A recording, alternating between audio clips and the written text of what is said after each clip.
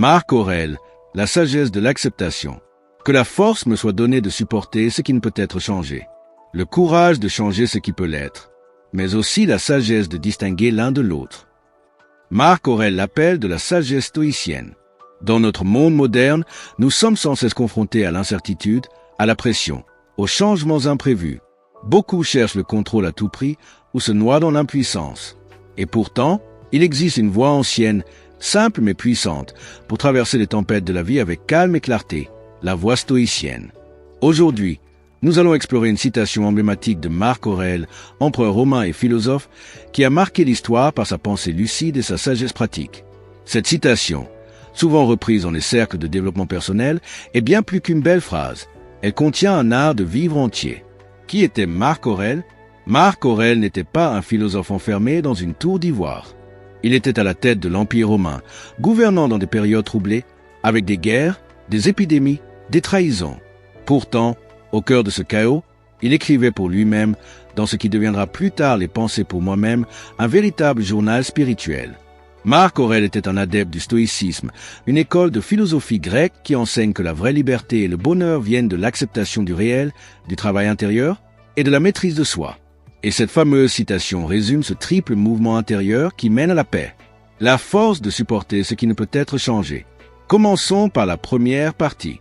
Que la force me soit donnée de supporter ce qui ne peut être changé. Dans cette phrase, Marc Aurèle évoque la résilience stoïcienne, cette capacité à endurer sans se laisser briser par l'adversité. Le monde est instable. La mort, la souffrance, la perte, le vieillissement, ce sont des réalités que nous ne pouvons pas fuir. Dans la tradition stoïcienne, il y a cette idée forte. Il ne sert à rien de se battre contre ce qui échappe à notre volonté. Pleurer sur une perte, hurler contre une injustice, ruminer un échec, tout cela épuise notre esprit sans changer le réel. Accepter, ce n'est pas se résigner. C'est reconnaître lucidement que certains éléments sont hors de notre pouvoir et que notre énergie doit être préservée pour ce que nous pouvons encore influencer. Marc Aurèle, malgré son pouvoir impérial, comprenait cela profondément. Il savait que même l'homme le plus puissant ne peut contrôler les événements extérieurs, la maladie, la mort d'un proche, la trahison d'un ami. Alors il écrivait pour lui-même. Tu as pouvoir sur ton esprit, pas sur les événements. Réalise cela et tu trouveras la force. Cette force n'est pas musculaire. C'est une force intérieure, une endurance calme, une stabilité de l'âme. Le courage de changer ce qui peut l'être. La deuxième partie de la citation nous invite à l'action. Le courage de changer ce qui peut l'être. Le stoïcisme n'est pas une philosophie de passivité. Il nous pousse à agir là où nous le pouvons, là où notre volonté a un impact réel. Cela commence par nous-mêmes, nos pensées, nos attitudes, nos choix. Nous pouvons changer nos habitudes, transformer nos croyances limitantes, choisir des comportements plus vertueux. Cela peut aussi s'étendre à notre environnement, dans une certaine mesure. Nous pouvons améliorer nos relations, nous investir dans des projets, défendre des causes justes, mais toujours dans la limite de ce qui dépend de nous. Le courage, ici, n'est pas l'absence de peur, mais la capacité à avancer malgré la peur. Il faut du courage pour remettre en question ses habitudes, pour sortir de sa zone de confort, pour affronter ses contradictions. Marc Aurèle écrivait « Le bonheur de ta vie dépend de la qualité de tes pensées. » Changer nos pensées, nos réactions, nos intentions, voilà un terrain d'action immense et souvent négligé.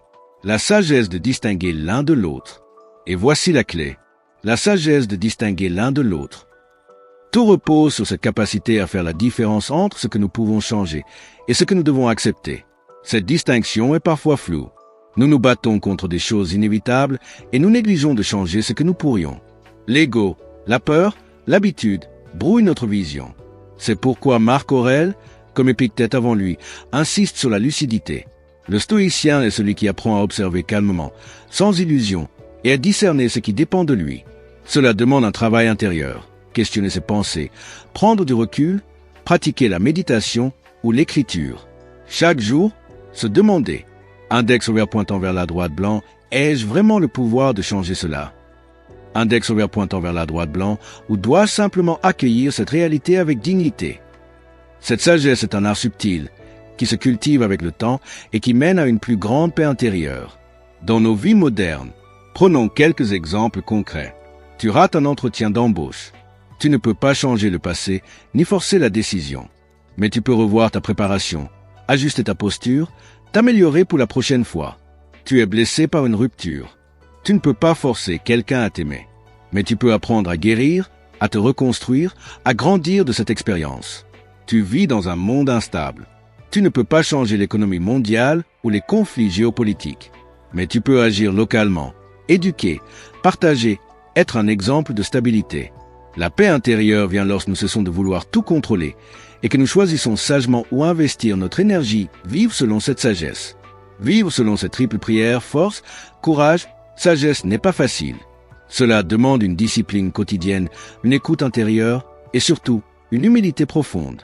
Mais c'est ce chemin qui mène à la vraie liberté.